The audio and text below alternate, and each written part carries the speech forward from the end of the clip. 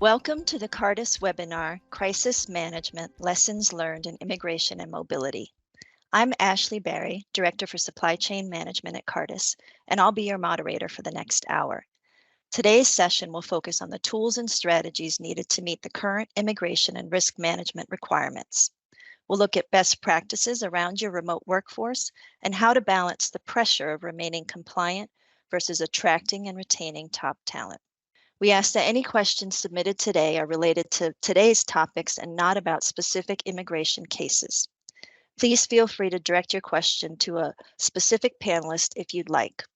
Don't forget that any question you send can be viewed by all attendees. Let's start by meeting the panel for today. Joining us are three Fragomen partners and experts in domestic and international immigration: Ryan Freel, Raj Naik, and Christine Sullivan. And from Cartus, providing color around challenges and solutions specific to mobility, is Paul Trigg, Director for Global Talent Mobility. I'll let them speak to their role and experience in just a bit. In the meantime, welcome and thank you so much for joining us today. We really appreciate it. I'll hand over to Ryan so he can kick us off by introducing himself. All right. Good morning. Good afternoon, everybody. Can I just get maybe a thumbs up from some of the panelists if you guys can hear me okay? Awesome. I'm really looking forward to Paul's color analysis. For those of you that don't know Paul, he's excellent and he brings a lightheartedness to the conversation. So I'm looking to hear from Paul. But in all seriousness, a warm welcome to everybody. We really want to thank you for joining. We look forward to your questions. Please send them in via the chat function. My name is Ryan Freel. I'm the managing partner of Fragomen's Houston office. I've been in the immigration space for 25 years. I've worked in-house at a large energy company for 4 years, running their immigration program. And I'm really looking forward to today. Interestingly, Ashley and I both worked in Singapore early on in our career, over 20 years ago. And that's when I first started working with Cartus. Fragomen has had a wonderful relationship with Cartus for 20 plus years. And on behalf of the Fragomen firm, I just want to thank everybody at Cartus for the opportunity to present. Myself, along with my co-panelists, are really pleased to be here. We're really grateful for the opportunity, and we want to thank Cartus for the spot on today's panel. So, having said that, I'll turn it back to you, Ashley, and let you get the panel going. Thanks, Ryan. Thanks for dating us. Yeah, I know, right? I'd like to begin by looking at a very recent situation, the Ukraine crisis. Raj, let's start with you to give us a general overview. What have been Fragomen's key learnings from those first few weeks and months in terms of immigration best practices? Yeah, thank you, Ashley. And just to add my thanks to those of Ryan's, my name is Raj Naik, and I'm a partner and solicitor with Fragomen in London. I've been with the firm for just over 11 years. I specialize in corporate immigration, but manage the moves for a number of my clients across the EMEA region. And the fun fact about me is that my first ever case as a qualified solicitor in immigration was a Cartus case. So it's great to be here. And as Ryan said, very grateful for the opportunity. I think we've all been very heavily involved in dealing with issues arising out of the Ukraine crisis for our employees, our colleagues, and our clients. The speed of the crisis, people relocating very quickly, very short notice, and trying to retrospectively deal with a number of issues was a key thing. And if we look at the key learnings, Ashley, to your question, I think data management, the biggest one, the key takeaway from my standpoint, is for organizations to have good data on their employees, making sure that you're tracking the personal data of your employee populations, including things like citizenship, country of birth, date of birth for dependents and so forth. The more data you hold, the easier it is to crisis manage as quickly as possible, making sure, of course, we're GDPR and the equivalency compliant. But data management is key, making sure that when you have to rush and you have to quickly come up with solutions, bespoke solutions for your staff, that you have that data to hand. Also, one of the key things is ensuring that you have a strong immigration policy framework. If you want to get things moving quickly, if you have to make decisions in tight time frames, having a strong policy against which you can benchmark and take those decisions is incredibly important. But it also then provides you with a bit of flexibility, because then you have clear examples of where you've flexed and where you've gone outside of policy, but having that policy is vital. And then finally, I suppose from an immigration perspective specifically, it's just ensuring that you're aware of some of the logistical implications of processes. There was a huge delay with document availability with the Ukraine-Russia crisis. A lot of individuals from Russia and Ukraine moved to the Middle East. And in the Middle East, when you're going through immigration application processes, a lot of documents have to be legalized. So again, the practical reality of a few of those situations. But we've worked very closely with Cartus and a number of clients on that. And some of the key takeaways from my standpoint are there. But data being the key one from me. Great, thanks, Raj. Christine, are we still seeing the residual effects from this crisis? Hi, Ashley.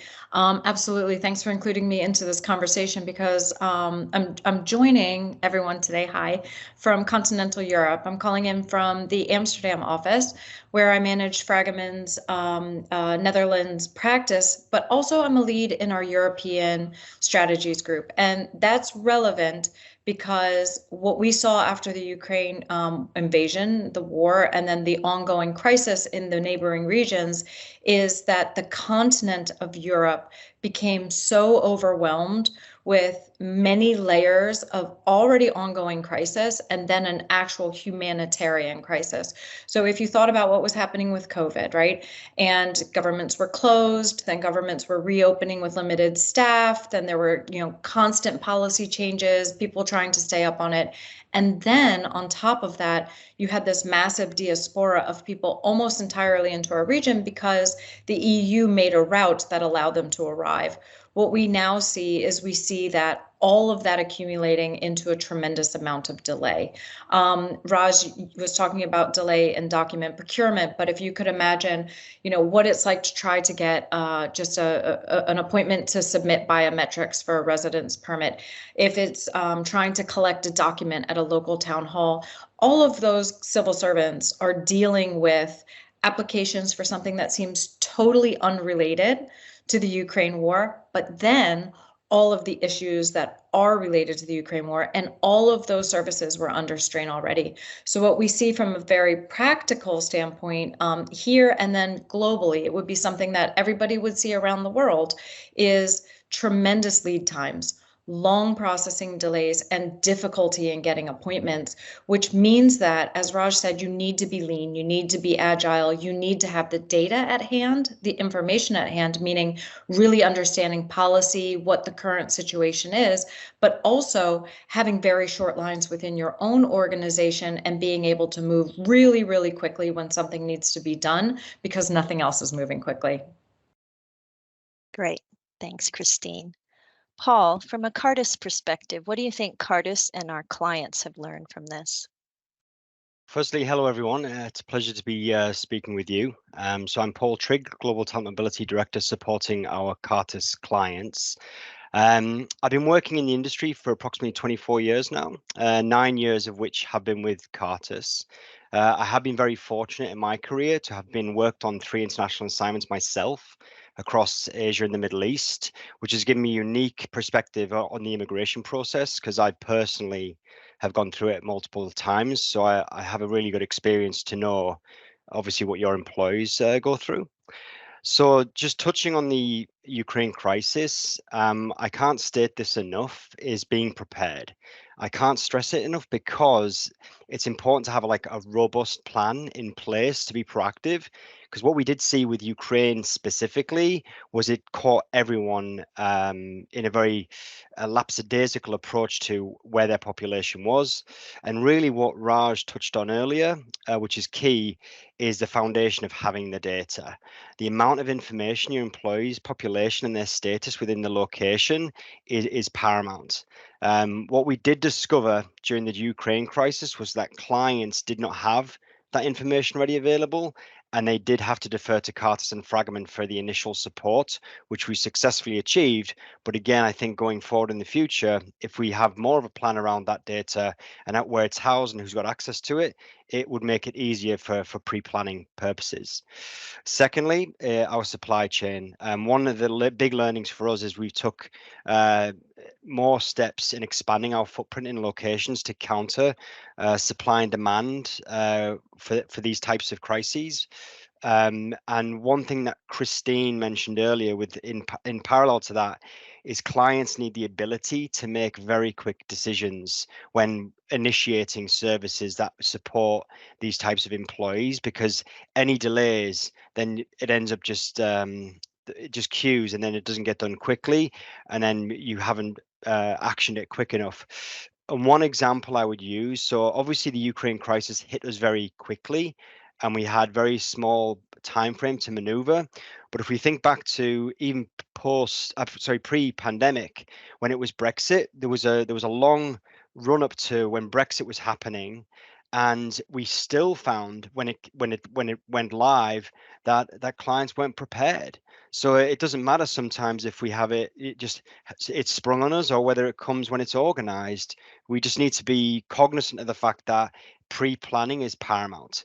And then lastly, just being realistic and setting the correct expectations with your business partners. One thing I befuddles me for the amount of time I've been in mobility is within the organization, a business organization, mobility is a bit of a magic.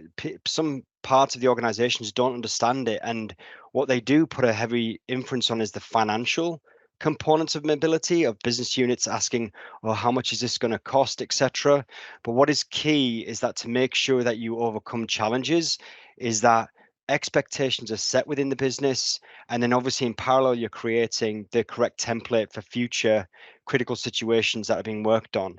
So let's just take an example of pandemics, global financial crises, political situations, etc. is just be prepared. Thanks, Paul. Let's move on now to a big challenge for lots of companies out there, the competition for talent. And not just attracting and retaining people, but ensuring you remain compliant too.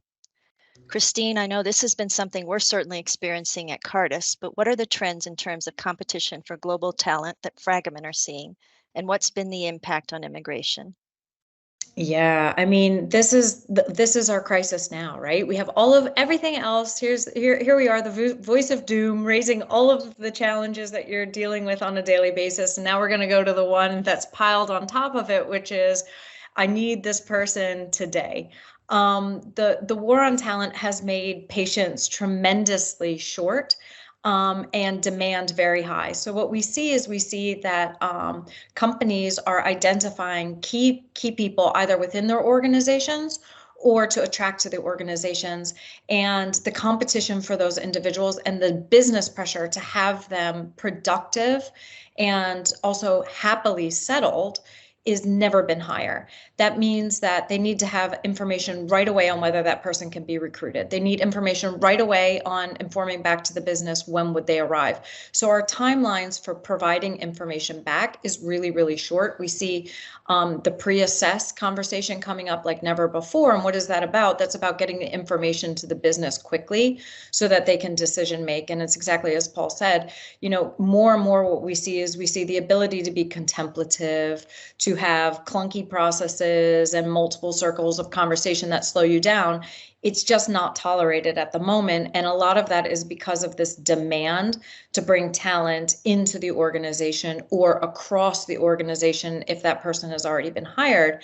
But then on the other side, you have to take into account how all of this is actually impacting governments. So governments are feeling on their side, one, the exact same skills shortage and the demand to bring people into the organization. And that goes to some of those delays that we talked about beforehand, being able to have decision makers even there to speed up the process, but also these macro geopolitical pressures.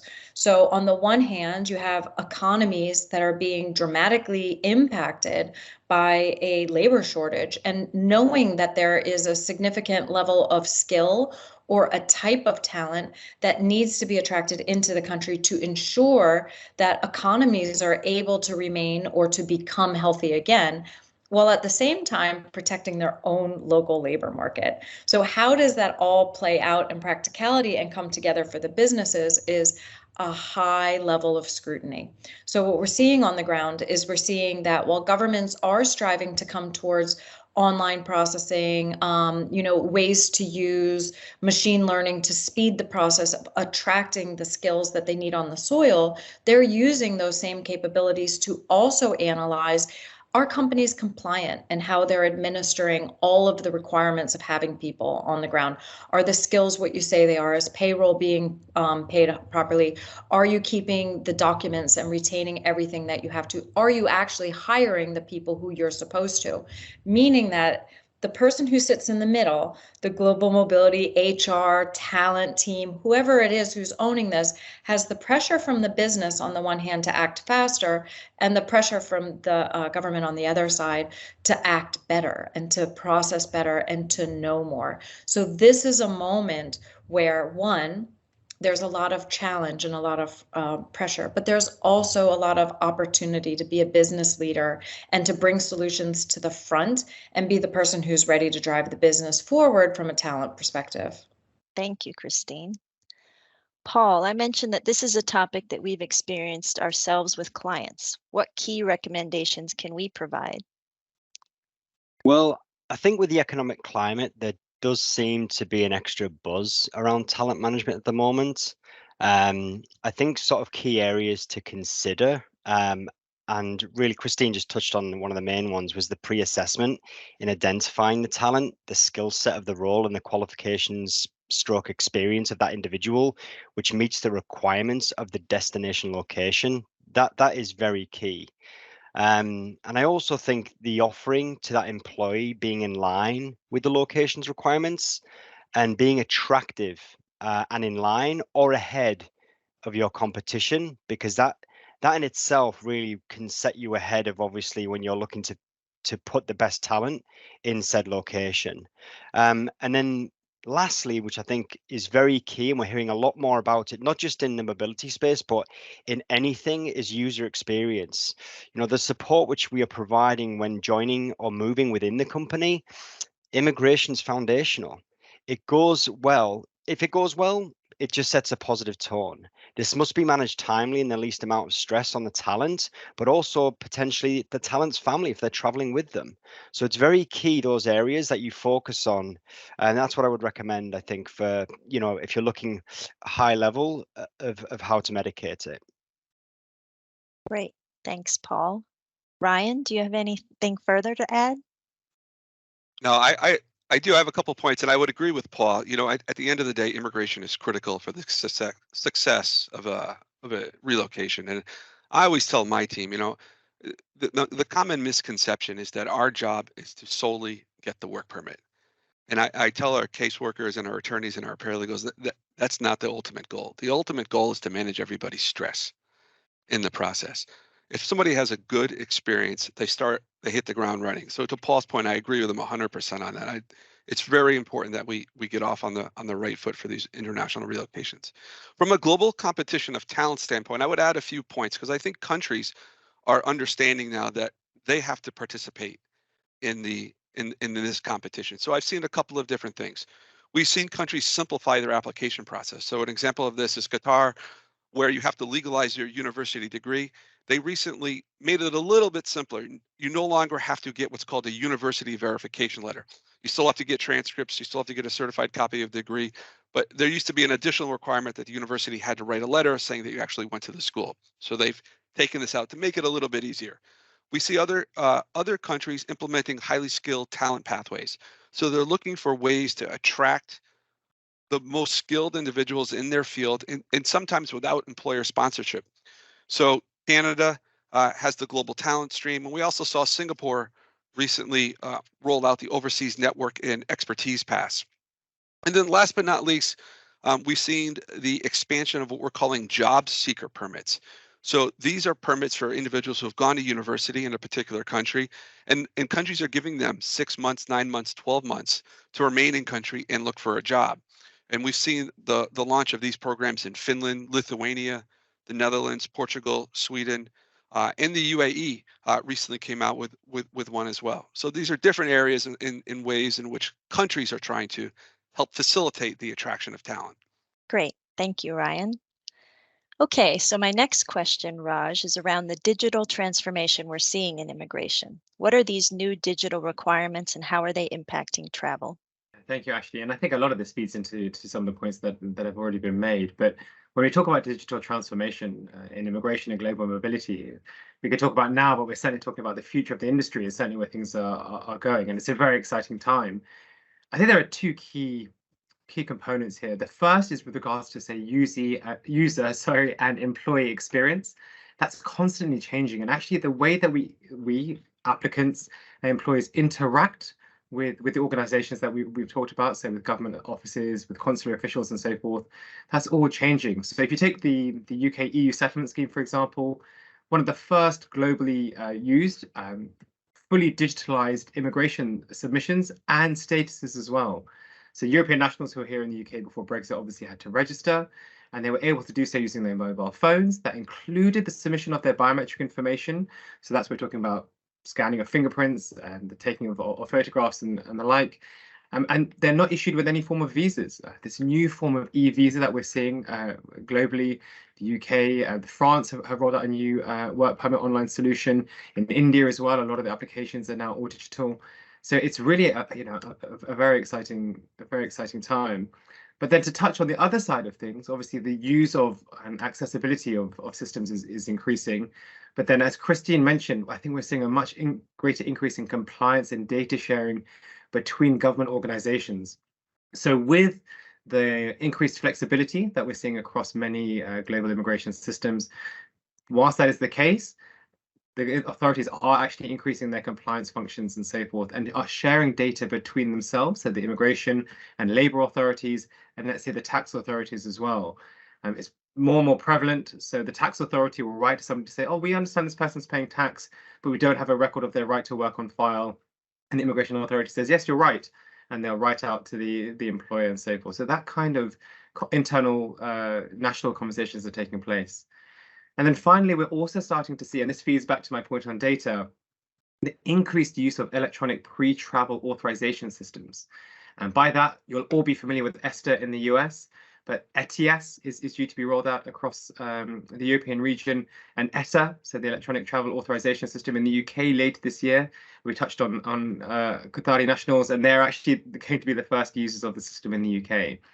All of this points to how do we as organizations better facilitate and support our employees and our clients with those increased and more fluid immigration systems. We talk about API feeds, ensuring that we're open to data sharing with government organizations as well. And this is going to be the future. What data are we collecting on our travelers to make sure that they're compliant before they go through these pre-travel authorization systems, making sure that they actually go through them, and nobody wants to be stuck at the border and so forth. So a huge change, but we're only going to see more of it over time. Thanks, Raj. Christine, what are your thoughts on this digital transformation? I mean, so many thoughts. I have so many thoughts. I'm going to keep only to a few of them because there are so many. First, Raj has thrown out some letters there. The ETA, the ETIAS. There's also the EES. We've got all these E's going on over here in our region. EES is in some ways even more transformative. ETIAS is going to be something, a travel authorization like the ESTA, another E. But EES is going to be an actual moment entry and exit system where all of the Schengen countries are data sharing relevant information about people's entries, stays, exits, identifying information. If you think about that, how powerful that is. Many countries, more than 25 countries sharing all of this information and having a database, and the shift from having stamps to moving over to a system like that, it really is living in the future. And while it keeps getting pushed back and it keeps being delayed, it is going to come. And as Paul said, we were all getting ready for Brexit. And, we even had this 2-year transition period. And then when it happened, we were all like, but what about the transition period? Do we get some time? No, it just comes online. And when it comes online, it changes everything. So, what you don't want is you don't want the government understanding more about your business travelers than you do. And it used to be fine to say, well, that's not what I do. I don't do business travelers. That's my colleague. That's the other department. My department is the assignees, or my department is the local hires. In the system of the authorities, It's all one employer. It's one company. There is no, oh, this was your business traveler. Let me go talk to so-and-so. I won't come to you and I won't hold this against you and your immigration population. It's all owned. And so the need for us to duplicate that type of integration within our own organizations, to upskill ourselves on what data is needed, who needs to have that data, what is the opportunity here to ensure that you're raising some of these compliance points that have been a nagging worry in the back of your mind and saying we need to get there before the authorities do. And this really is happening. I became a Dutch citizen probably like 4 years ago, maybe, and I didn't have an opportunity to use my passport until quite recently because of COVID. And I was so proud of the moment that I showed up at the border using my Dutch passport to come in, and I said to my daughter, watch and see how easy this is. Put my passport up and was immediately escorted to the little room for questioning. And I was like, she was like, what's going on? I said, I don't know. Maybe they're welcoming me in as a Dutch citizen. And it was because I had an unpaid traffic ticket from when I had visited in 2007. So it had been sitting there in the system and the border agent picked it up. This is the integration that we have in the systems over here. Our tax authorities are talking to the Social Security authorities, apparently also the highway authorities. And so everything that Raj said about the data, this isn't something that's prospective. I mean, this is what happened to me just on a traffic ticket. Can you imagine if I wasn't up to date on my taxes? And what you don't want to have happen is I'm traveling for Fragomen, it's a VIP move or it's a high profile move, you know, those ones you're really worried about. And the person comes to the border and this data is detected on the government side instead of yours. So like I said, I have a lot of thoughts on digital transformation. We could probably talk about that for a whole thing, but everything that we've said until now, being agile, moving quickly, having a good overview on your population, being able to be streamlined, it's so important as we bring government's digital overview into the picture. I don't know if we should be excited or scared after that. Yeah, that's very interesting. Thank you, Christine. Trying to drive slower, Ryan. I'm trying. Paul, another growing trend post-pandemic is the rise in the remote workforce. What trends are we currently seeing in that space, and what best practices are we providing clients with how to manage their remote workers around the world? So when we say trends, I'm going to just use the word trend simply because I think pre-pandemic, in the pandemic and post-pandemic, you know, this really did come to the fruition of conversational, and then post-pandemic it was put into action. And the trend we are seeing is it has become very popular post-pandemic.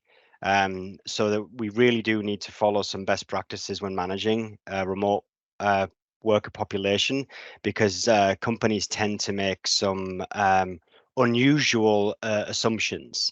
So addressing kind of some of those are compliant and legal implications is really paramount. You know, first identifying corporate challenges around the additional work with a self-governed and sometimes not even sponsored by the company in the location. So that's an area you really need to focus on to make sure you've got those compliant areas ticked off before making any decision of making it a formalized remote worker position. And then what will follow with that would be the recruitment and then the retention, projecting that there's an opportunity which is not restricted geographically within the business. And then I would say lastly, the cultural and employee engagement. So this is a laser focus on how to cultivate a strong positive culture when the walls of an office building are come down and they're no longer containing that culture. And it's just being agile in the ability to quickly change direction to best suit the needs of a remote worker and meet the business needs also at the same time, because that can be quite troublesome when managing it. But there is currently a lot of white papers written on this topic because it has become extremely popular. But again, it's not adapt for everybody, but it is there, and there is sort of foundational templates of how people have been setting it up. So it's definitely, the trend is it's here to stay. Thanks, Paul. Ryan, how about from Fragomen's perspective? What are the pitfalls when it comes to managing a remote workforce and ensuring your company remains compliant? Yeah, information is key. I think some of the hardest, some of the maybe the more challenging issues is you don't know you have a remote workforce, and when they go on their own and don't tell anybody. And from an immigration perspective, there may be a requirement to file a change of address or some sort of update into an immigration system if your address does change. Another consideration is if you have a permanent residence application in process or have permanent residence, leaving the country for an extended period of time could potentially put that application in jeopardy. So there's challenges there that need to be considered, which often get overlooked. And then not on the immigration side, but on the compliance, on the tax side, there's both an individual tax possibility and a permanent establishment possibility for corporations if they're sending an employee to a location where there's no office, and they may find themselves subject to the local tax regulations. So there's a number of hurdles to overcome on the remote work. I've given a remote work speech now, I think 10 times over the last 2 years, and every time I give it, there's more and more countries. So I gave a presentation, I don't know, 6 months ago, and there was 26 countries that had remote work options, and now we're up to 36. We only see this expanding and with more and more countries coming online. So it's something that we all have to keep an eye on and make sure that we are managing the compliance. Going back, data is key. You got to know where your folks are in order to even understand what the compliance risks are. So I think the common theme is making sure we know when folks are remote and then addressing it from there. Great. Thank you, Ryan. Diversity, equity, and inclusion, or DE&I, is a focus for many companies today. But for those just starting in their DE&I journey, it can be daunting to know where to begin and the kinds of initiatives to have in place. Paul, when we look at DE&I with a global mobility lens, how should companies approach the common challenges we've encountered, and what solutions can be put in place to solve them? Well, firstly, I'm going to change the word challenges to opportunities, especially as this journey may be just starting for many of you. With this topic, I mean, it's a very expansive topic, so please let me kind of summarize the approach, just not to limit to a sort of question, but the most important recommendation is to invest in D&I. There's a lot of information out there accessible to everyone, so it's really important that you start to look at that type of investment. At Cartus, we're very proud that we're currently the only relocation company to have a dedicated director of D&I leading our organization in this area, and it's really due to the importance in the mobility space. One of the main opportunities we discovered early on in the journey is we sent out a pulse survey last year, and the majority of mobility leaders felt that their mobility program was disconnected from what the rest of their organization's D&I strategy was, which makes it difficult, if not near impossible, to create an inclusive environment for the employee who's relocating. I would say the solution on that really is every mobility policy should be viewed through a D&I lens. It should be ensuring that every relocating employee can simply say they knew I was coming and how I feel. And this really just enhances their user experience to a higher level. So we definitely need to move away from some of those traditional languages we've used in policy wording, and also a higher education on just certain locations we're sending specific profiled employees to. But again, just to pontificate, this is a very, very expansive topic, and there's a lot of different areas you can approach this from, but those key areas I've just mentioned is a good starting point. Christine, has Fragomen seen any differences in terms of regional experiences with regards to DE&I policies? So thank you also for welcoming me into this important topic. And I want to make sure that I leave ample time for Raj, who's a real important voice within our firm on the topic. So what I want to do as I sort of segue between Paul and Raj is to also remind that because of the work that we are doing, we don't just have to look inward on the topics of diversity, inclusion, and equity, but also looking at what our core work is. And our core work is, per se, moving people around the world to take up different positions in their work or in a new employer. So we are creating diverse workforces as we do our jobs. And I think it's really important to dial back and to look at that aspect of the work and making sure that as organizations that we're applying that same evaluation and thoughtfulness and move towards inclusion to the core work that we're doing, not just to the ecosystem in which we're doing it in our own companies. So oftentimes we're dealing with very challenging situations where perhaps moving people into countries with different notions of family and running into real challenges with allowing people to be able to make those family moves in a way that is up to our own notions of inclusion. So are we able to ensure that people who are dealing with that situation are well informed and comfortable to have those conversations in the way that they should? Is your organization fully informed on what is happening with notions of partnership, notions of family, different topics like that? And so I just want to, not Raj, I promise I am going to give you the word. I'm so bad about doing this, but to ensure that we're all not just looking inward in our own organizations and how we are doing this work, but also applying the thoughtfulness to the actual work that we are doing, which is creating diverse workforces. Raj, what are Fragomen's recommended strategies to mitigate these DE&I challenges? Yeah, thank you, Ashley. And I completely agree with everything that Paul and Christine have said. And it was really interesting listening to Paul about the work and the approach that Cartus have taken, and very much mirrored with Fragomen as well. It's interesting, actually. So I think global mobility and immigration in particular, as workforces go, they lend themselves to a diverse workforce. We seem to attract, to our credit, people from varied backgrounds and underrepresented groups. It's a fascinating industry to be part of. And one of the things that we need to be mindful of is, in addition to that diversity, we're also as inclusive as we can be as well, ensuring that those individuals who join our organization feel that there's a real place for them and that their voice, regardless of whether they're from an underrepresented group or they are from a different background to perhaps people in senior leadership, they feel that their voices are heard.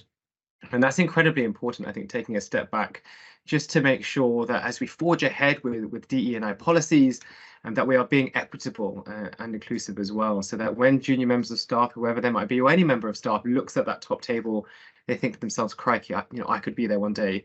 And that's incredibly important. And I think that buy-in from staff then feeds into the other point that Christine was making as well, which is there's a practical consideration here as well. So again, within the immigration and mobility industries, we are faced with unique challenges, particularly with regards to certain moves into certain jurisdictions that throw up legal challenges in those jurisdictions, and they can lead to very difficult and emotive conversations. Telling families that due to the gender demographic within that family, that unfortunately a move into a certain jurisdiction at this time perhaps isn't possible, and as we try and find a bespoke solution to get them there, either perhaps through another jurisdiction, that obviously we're sensitive to the concerns that they have, but they have a buy-in to the fact that actually they are part of an organization and a partnership, let's say between Cartus and a client and Fragomen, that we will get them there. And we are sensitive to the perhaps ordeal or issues that they're going through. It's a very challenging topic. But as Paul said, it's an opportunity, I think, for us as well. We must be inclusive, we must be equitable, we must bring people along. Paul used the word journey,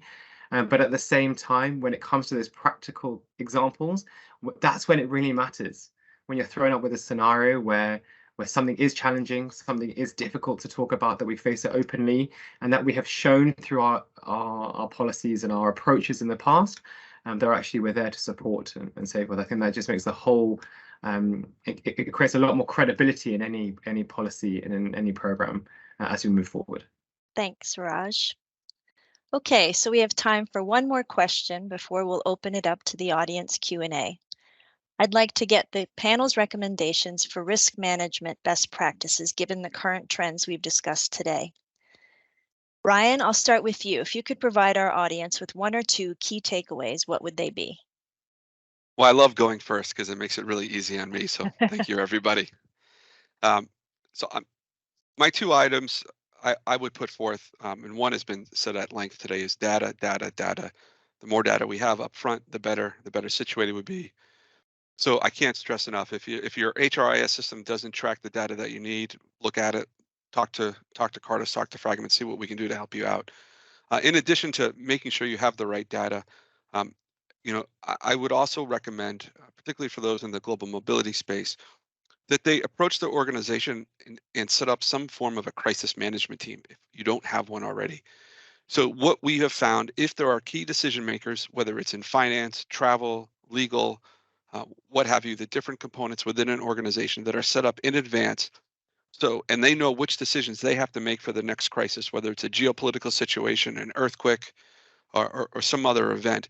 Having this crisis management team intact, ready to go, understanding what their roles and responsibilities will enable a company to swiftly navigate any type of challenging situation that will require all hands on deck. And I also think if you don't have this already set up, it gives the global mobility individual an opportunity to put forth a very good and solid business recommendation to help the business in the future, which puts mobility in front of the decision makers, further, I think, elevating the value to the organization. Thanks, Ryan. Christine, what would be your key takeaways? Well, unlike Ryan, I'm not going to say I'm going to give 2 and then give 3 and steal the person coming behind. Oh, no, did I? I'm sorry. No, you gave me the perfect segue, because mine would be raise your voice. We've seen that authorities are receptive to hearing from business. Authorities are creating policy. They're trying to navigate the same situation. If you're coming up against issues, ask for a solution, provide the solution, say, this is what my business needs, and use that same voice internally. Exactly what Ryan said. We need to be in a position to make decisions quickly, not in a position to scope out what are all of the ifs, thens, maybes around the crisis and then discuss those to death, but instead to take a decision. And so raise your voice, be prepared to be the one who comes forward with the solution, because we are in this unique situation where we are seeing what is going on the ground, whereas many other levels of the business are a bit removed from how people are moving around. This is the unique crisis right now, is everything has really come down to a bottleneck around moving people. That's our area. Take your expertise and raise your voice. Bring it to the policymakers, whether those are inside your organization or outside of the organization, and create the solutions. Great point, Christine. Raj, how about you? Yeah, absolutely. I think just to build on that, I think identifying where you as an organization sit when it comes to your risk-based appetite. Sticking with the earthquake metaphor that Ryan started with, we have faced some seismic events over the last few years. Brexit, the Trump travel ban, COVID, the Ukraine-Russia crisis as well. And often within the mobility immigration space, we are in the grey area. As jurisdictions become popular, tax and immigration systems struggle to keep up, and they adapt in time. And often, given the nature and the evolving nature of businesses, and particularly contractual arrangements, payroll arrangements, finance arrangements, etc., trying to jimmy that into some form of mobility and immigration solution is very difficult. And I loved Ryan's point about actually identifying who your key stakeholders are internally. It is incredibly important, because when things happen, you have to move quickly. And knowing as a business where your appetite sits in relation to risk is incredibly important. And when you get into those situations, push your colleagues to be flexible and to think outside of the box. But at the same time, where you do show that flexibility, make sure you are benchmarking as well. So as we all know within our industry, one thing that is terribly prevalent is, well, my friend was able to do this, and well, my friend said we could do that. And when that happens, it's incredibly important to say, yes, but there are a very specific set of circumstances in this scenario that one can point to that doesn't necessarily stand across the board. So again, that internal organization and assessing exactly where we are in terms of making those risk-based decisions. Thanks, Raj. Paul, do you want to summarize some of these key findings? Well, as I'm coming last, Ashley, I've got to try to package it all up, but Yes. I do have actually something to add, which summarizes what everyone has just said, actually. So for me, it would be to point out the simplification. When businesses need to make decisions quickly, and they have not always explored all the areas of risk, as Raj has just pointed out, a decision has some form of impact which needs to be pre-assessed with the relevant parties internally and the stakeholders, but also with the people who have the relevant expertise like Cartus and Fragomen to support in those decisions. Never make assumptions. Get conclusive direction from the specialists, as this will protect your decision making and your business. Also, very key is elevate compliance over convenience. We find very commonly that time pressures can lead the invitation to cutting corners, which causes a whole host of issues. So even though sometimes we can look at compliance as gate stoppers of stopping us what we need to do, but they're there as protective measures. So I would absolutely say that simplification and looking at it through that aspect will protect your business going forward when looking at a robust risk management program. Thanks, Paul. And thank you to each of you for sharing your experiences. And I hope all who joined the call have found value in today's discussion. We'll now move on to the Q&A. And so I will look at the chat and see what we've got in there to see if we have any questions. Let's start with the first one. Paul, when considering your client base, who do you find typically owns a remote work policy? The global mobility function, or is it HR, or both? Great question. Currently, we see this heavily owned by HR. We're definitely seeing more instances where global mobility is more involved and being invited in discussions, and sometimes even from the offset of any internal business discussion, but that's few and far between sometimes. But bringing mobility into the HR space is definitely very helpful. Definitely when, which is very important, and sometimes HR maybe are not aware of the serious immigration and tax compliance, which is very forefront where mobility are aware of it. And this needs to be followed, I guess, to avoid general assumptions inviting the risk of causing problems on any assignment. Thanks, Paul. Okay, we have a question. This may be more tax related. We'll see if any of the Fragomen team can comment, but our external tax advisor has told us that as long as a remote worker is not in a remote location country more than 30 days, we're generally safe from a taxation perspective. Do you agree? Well, on behalf of the Fragomen team, we try to avoid tax questions. But having said that,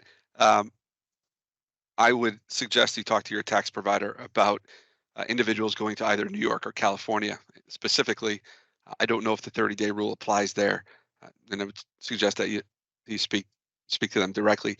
Generally speaking, from an immigration standpoint, if you're going to a particular location for a few weeks to 30 days, there's not a huge compliance risk.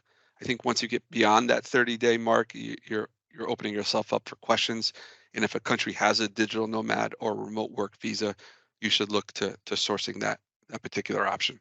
So this is for the Fragomen team as well. What recommendations would you give from an immigration support perspective for a company that is about to have layoffs?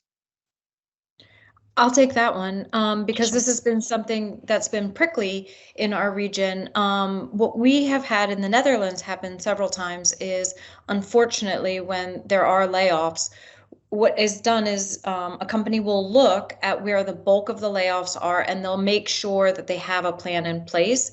And then they announce the layoffs, and they find out that here in the Netherlands, if you would believe it, if you want to lay someone off in almost every circumstance, you need to have pre-approval from the labor authority to lay that person off. You have to go before a works council. You have to ask for permission. And even then, the individual has the right to negotiate out what their departure and what type of package they would have. And what we've had happen often is that companies look at where the bulk of people are, they feel satisfied, they don't look at the edge cases, and in that instance, they incur reputational damage, a lot of delays, and a lot of discord amongst the employees. where there are less cases.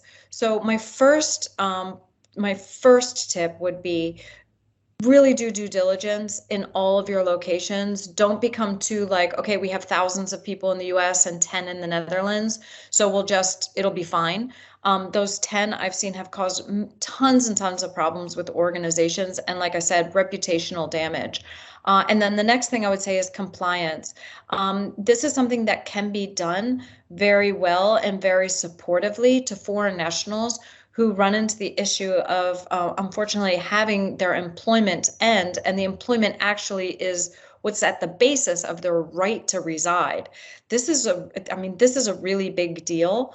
But when it's done in a way that involves all of the parties, where there's lots of consultation, where there's discussion about what this means, then it can be a softer land than it would be otherwise. So to do a lot of pre-planning, to take into account what compliance points there are in advance rather than finding them out later, and then not to miss some of the requirements that you would have, for example, if people depart the company and go work in other companies within the country, or if they're departing the country, you may have actual compliance obligations. So also to make sure you're informed of that. It's a challenging time. These layoffs typically happen under a lot of pressure. Your own teams will be under a lot of pressure. It's not a happy discussion to be had. So the more preparation there is and the more framework there is, the less individual and very close stress it can give to your teams as you manage a really difficult process within your company. Thanks, Christine. Is there any flexibility with conducting right-to-work checks for new hires on their first days, especially with remote workers where it can be difficult to do this in person? Yeah, happy to jump in. I think as a general rule of thumb, there are always exceptions to the rule, but as a general rule of thumb, one should always try and ensure that before anybody conducts any work for you in a jurisdiction, regardless of what type of work they're doing, if it's productive work, that you're conducting that right to work check either on or before their first day. Now, that doesn't necessarily mean it has to be on the first day. It can be in advance as part of the recruitment process, but the risk of not doing so is twofold. So one is obviously if an issue arises further down the line where you actually find out that individual doesn't have the right to work and you're conducting that right to work check after the event, so after they've started, then there will obviously have been a period of illegal or non-compliant working, which in several jurisdictions, and that's the second point, can lead to things like fine, and Christine touched on reputational damage as well, from a business perspective. And obviously it's not great from an employee perspective as well. I think as we see telling individuals to have, that they have to stop working is massive, and the implications of that on them and then their families and so forth can be massive. So again, just remember, as a rule of thumb, on or before the first day or during the recruitment process, to give yourself a little bit of leeway. But there are also a number of online systems that are coming live as well. So it's possible to check some right to work statuses digitally. So there are online portals that one can use in certain jurisdictions as well, and then you can have a video call with the individual after that event to make sure that it is the individual who's on the passport copy, etc., or visa copy that you have in hand. So that is it will always be a practical issue for companies, but as a general rule of thumb, my advice would always be to make sure you're conducting it either on or before their first day, even with remote workers. Now, we've talked about risk-based decisions and so forth, but if somebody's working remotely, again, they're in that jurisdiction, again, regularized statuses, so that they may have a digital nomad or a remote working visa. And again, you need to make sure that they're compliant in the jurisdiction that they're traveling into and working from. It is very, very important. Thanks, Raj. Is there a specific region or country that's particularly challenging currently in terms of immigration laws and requirements? I mean, before Christine and Ryan jumped on that, I mean, we've all got a few examples. I mean, just Christine, from a European perspective, I think a lot of immigration processes are we're working very hard with our clients to make them accessible and clear. But it's the practical considerations and difficulties that we come across. And I would point particularly to countries like Italy, for example, where getting an ICT can take up to 9 months, A long-term local visa could take about 12 months, 2 years to get nationality through. Emerging markets such as Poland, you can look at a number of months to get a work permit and visa application through as well. And then the on-the-ground position in Poland as well is quite tricky, and with renewals often having to start those as much as 9 to 12 months in advance of a renewal. So just a few that spring to my mind. I don't know if anybody else wants to jump in on that. On top of that, I would shout out that the regional, we have a single market here in the European Union where a lot of moves that are happening across borders may be not per se immigration moves. It may be an EU national who's authorized to work across borders, but that brings into posted workers compliance.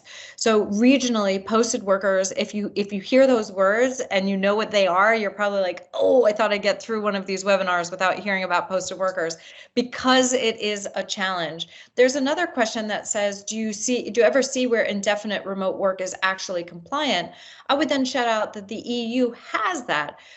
We were able to say, okay, with remote work, you may have global guidelines and a local policy, because EU citizenship has allowed that companies working here in the EU are able to create indefinite remote work across borders because it's compliant on the basis of citizenship. So my Dutch citizenship would allow me to work remotely from, let's say, Spain, because I know that Spain wouldn't create PE for the company by me being based there. However, in doing so, I likely will have to file a posted worker notification to inform the authorities that I am working, so that they can ensure that I'm meeting local labor requirements, my salary is market conform, that my work situation is conform. So in the region, we have the opportunity of, indeed, Stephanie, you could do indefinite remote work for your EU citizens in the EU, but anonymous,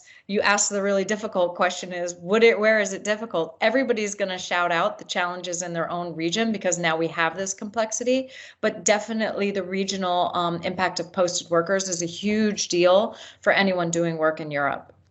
Thanks, Christine. Seeing as we're at the top of the hour, I think that's a good place to wrap up. I'd like to thank everyone for attending our webinar today. Thank you once again to our panelists. Look out for communication from us in the next couple of weeks that includes a recording of the session and answers to some of the questions we didn't get around to addressing today. In the meantime, we'd really appreciate you taking a few seconds to complete the poll questions appearing on your screen now. If you don't see this poll, you can also answer a short survey in the chat function. Please don't hesitate to reach out to us if you have any further questions. Enjoy the rest of your day. Thank you.